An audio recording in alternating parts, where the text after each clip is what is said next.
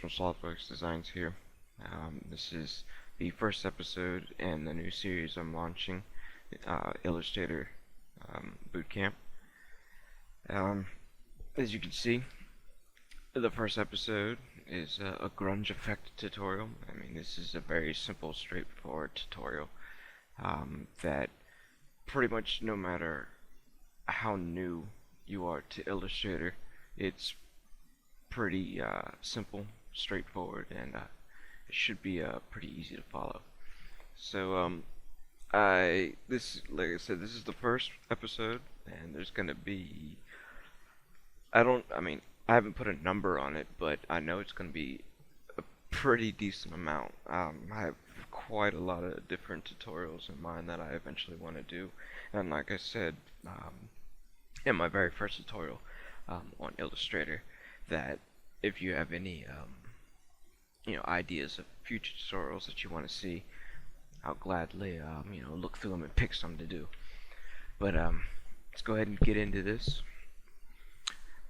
The first thing you're gonna need is an actual vector texture, and the vector textures that I'm using in this tutorial I can't give to you, but they are free. So what I'm gonna do is I'm gonna put this link in the description so you guys can follow along. But basically, you're gonna go here and you're gonna scroll down until you see download, and then of course you'll download it and unzip it, and then you'll want to open it up. It's called Vector Bumper Pack.ai. I believe it comes with this one and a legacy one. I believe the legacy is just better for older versions, like CS probably 4, 3, and 2, I would imagine. Anyway, so you're gonna open up in Illustrator, and then of course we're gonna have to create a new document. I like A4, so go ahead and set up. Now, like I said, this is going to be pretty straightforward, and there's literally like practically no steps, just a couple. And if you have any if you have any experience with Photoshop and using masks, this is basically the same as how it is in Photoshop.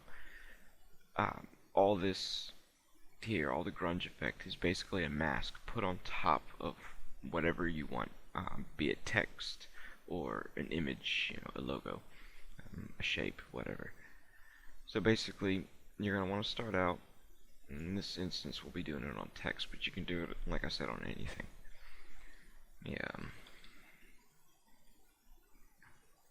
Pick a font. I recommend, of course, something big, bold. You don't really want something too thin, because then it kind of gets hard to see, and depending on how big you have the vector texture when you put it on into the mask, it could just block out too much of it. But anyway, write out what you want. So we'll just go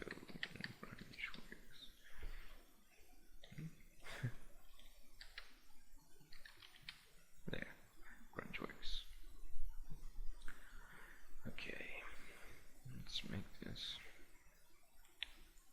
a shade lighter.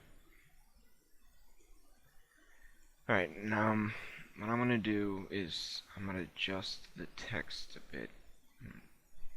You can hold down Alt and left and right. So let's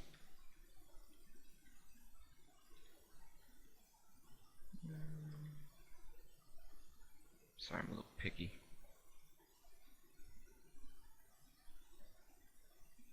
I guess we'll go something pretty extreme like that. Although it could technically be a little bit hard to read. We'll just go with that. Okay. So, to follow along with this tutorial, I do recommend going up here if you're in CS6 and going to layout. It's the one I prefer. If you don't want to, if you have your own preferred layout that you'd rather use, that's fine. You're going to want to open up transparency, which is obviously down here on the right if you're in layout, or you can go to window and you can scroll down and you can click transparency. You can leave it in the dock like this, or you can drag it out. I prefer just to leave it right here. I just tend to leave basically everything how it was set up. Adobe did a pretty good job with this one. I like it. It's pretty much got everything. But anyway, so basically what we're going to want to do is we're going to need to make the mask first. So you do that by clicking mask, make mask. You want to take off clip. Now you can see when I click, a gold box goes around. This indicates what you're on. The left one would be whatever you're applying the masks to. In this case it would be the text, and the right one would be the mask itself. So go ahead and make sure you click the right one so you have the box, and let's go ahead and start dragging some stuff in. These are, like I said, vector textures, so they're all points. They're completely scalable. So this is pretty much the perfect way to add a grunge look to any kind of vector artwork, be it a general vector design or a logo or something like that. You can copy and paste, Control C, and then go over Control V, or alternatively you can drag and drop. Go over to the tab, drop in. It's personal preference. I prefer Control C, Control V, copy paste. It's a little bit quicker, just 2 buttons done. And basically what you're going to want to do here, mold first, I can just move it over. You can see immediately, since the mask, since it's black, it's going to obscure whatever you put it over. You can also invert it, but obviously since it's black, that won't accomplish anything. I guess let's show you. Turn it white and invert. Basically, it's the same, although it doesn't work quite as well. So what you really want to do is obviously just keep it black.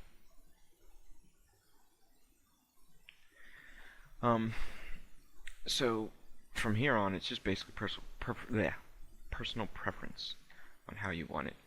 When I use the like the brushes versus, see all the little dots, and I'll get to these later. I prefer obviously to use these just around the edges. As you can see, it gives it a really cool, grungy border around it. And actually that's pretty much perfect placement for me for now. I'm not going to get too in depth with it, but obviously you could scale them around and play with them. Feel free to pause it and get it how you want. I'm going to go ahead and drag some more in. I don't know if I've ever used this one. Let's see how it looks.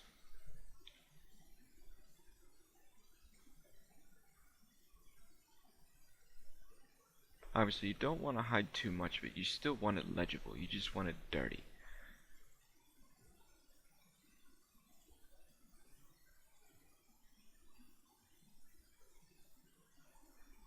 I think I'll just squish it a little bit.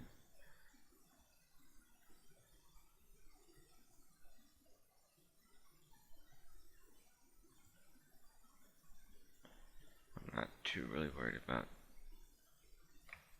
getting ultra perfect, just something that looks decent to show you guys. It works. Alright, let's cover up a little bit more. Let's see what I want. I'm gonna use this one, and I'll rotate it around. You can right click, transform, reflect, click preview. Horizontal flips it around that way, vertical flips it around that way. Anyway, so I'll flip it around this way. I'll just get, actually I'll also flip it around the other way too.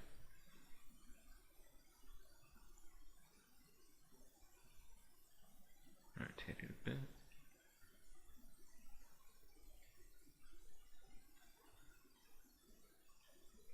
That looks good. And then what I always like to do, kind of like a finishing touch, is to use these. Now, these give it kind of like a paint roller effect, like if you were to take a paint roller when you're painting your wall in your house, and instead of how you normally would, you'd be going up and down a couple times over one spot to get a nice thick coat.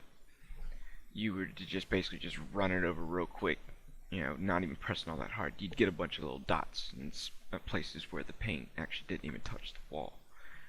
So that's why I like using these. And also, it shouldn't change unless you click, but just make sure when you're copying them in that you are in fact in the mask. That's the square on the right. Anyway, these are awfully huge if you're just using text, so what I would do is I would size them down a bit. Oops. Ended up starting to rotate it. Alright. Getting a bit of lag. I got a bunch of stuff running, plus I'm recording. Shouldn't be too bad though. But you see, when you drop it in there, it gets that nice little speck. Also, you'll also notice the more you drag in, you're just adding a whole bunch of data to the file. So you will probably start seeing, depending on computer specs, obviously if I'm not recording, it's not quite as bad. But anyway, and that looks good enough. So click out of this, and that will also give you back your performance. And I mean, as you can see, that's it. That's really it. You can go one step further, and if you want, I'll show you. If you notice, because this is the same font I used Helvetica in this example, but you notice it doesn't have the stencil look. That was all manually done. Pretty simple. I'll show you how to do it. Now let's go back over to your mask and bring down your layer. Now, for now, you're going to want to hide these just so it's a whole lot easier. Now, while you're still in the mask, go to your line tool and hold down, drag, hold shift to get a straight line, and just drag something where you know it's long enough to fit. And for this case, let's see, we're going to want to give it a stroke. So for this case, a 1 pixel stroke should be good. Hopefully, we'll see.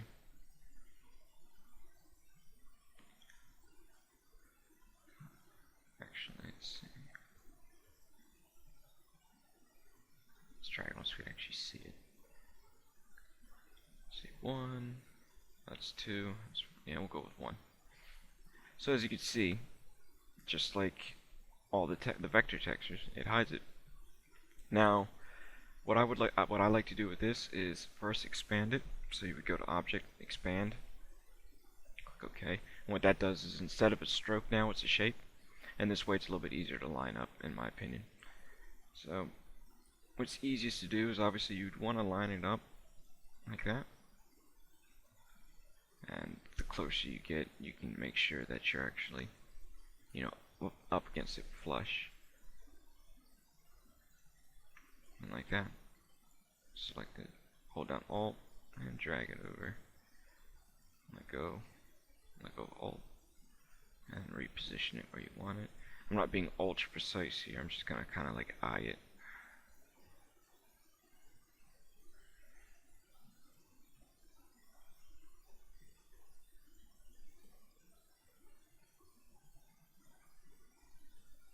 Let's see, how far over did I put? Yeah. Okay.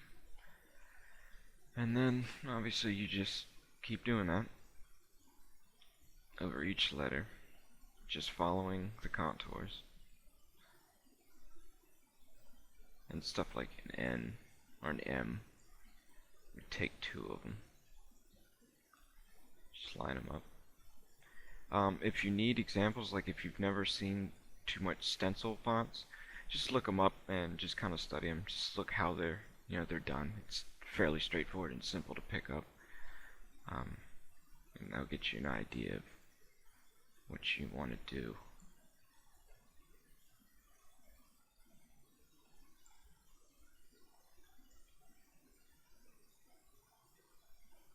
Just bear with me 1 second. I'm gonna finish this out.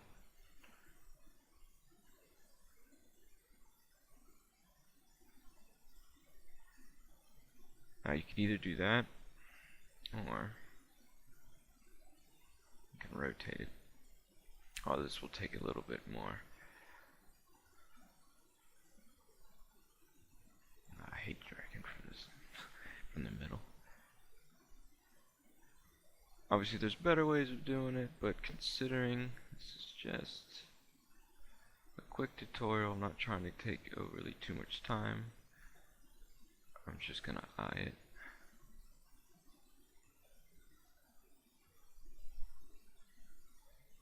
Yeah, stuff like that. Drag it in.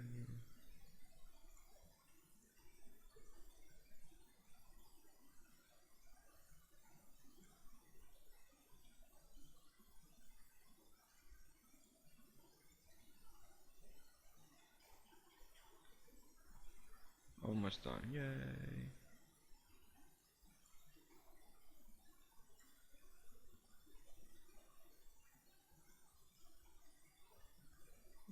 Quite close enough. So I'm a little OCD, so I don't want a little edge sticking out. See, how do we want to do the X? I don't think that's gonna look good, but let's see. Screw it. I don't know. Let's mess around with just 2 seconds. Obviously, the tutorial is pretty much over, but you know, just kind of showing you guys a little bit the overall process that would be involved. Anyway, I don't really feel like screwing with that, so we'll just keep it straight. And then, after that, you would just go back down and turn these back on. Click back over. Boom. Done. And that is the tutorial. Nice grungy, distressed look. Very simple. Takes no time flat to do. I hope this helps people. And if you like it, go and it helped you, go ahead and you know, give the video a like. Leave a comment if you have a question about the tutorial, need a little bit of help, or like I said, if you have an idea for a future tutorial, go ahead, leave a comment about that too. I'd be more than happy to take a look through them and see what I can do for you guys. And as well, this tutorial series is going to be running in conjunction on my channel as well as the Slothwerx channel. And if you haven't heard the Slothwerx, it's a fairly new channel where it basically just concentrates on tutorials and giveaways of various stuff. So I definitely recommend, if you're looking to pick up, you know, some tips, some tricks, and whatnot about various programs. I mean, you'll find not only Illustrator but Photoshop,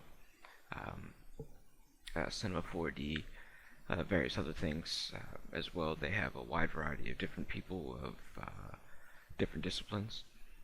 But so check them out as well. I'll link them in the description as well, so you can check them out.